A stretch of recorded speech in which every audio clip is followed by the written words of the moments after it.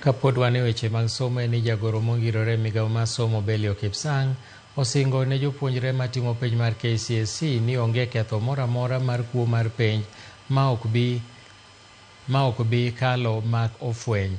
Koloso e boma ma Embu, Kipsang wacho ni penj michwalo e mbui gin mago ma bandia, kolero ni onge penj ma osechopo ne jopuonjre kapok sani ochopo.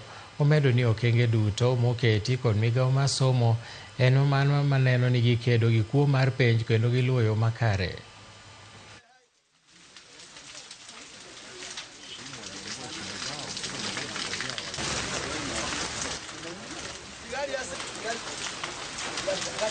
One thing I want to affirm is that our exam has not leaked, because an examination leakage is where people get exposure to the exam maybe a day or two early.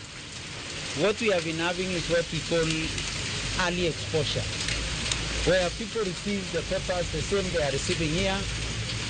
Once they are in school, as they distribute to the students, somebody takes a photo of the paper that already has been opened. That one is not a leakage, it is an early exposure. And this year, we totally changed strategy in our examination, and all our exams are personalized. Each exam is to an individual. So when a student allows their paper to be, a photo to be taken of their paper, then that paper is traced to an individual. And that is why this year we have said people will be taking personal responsibility.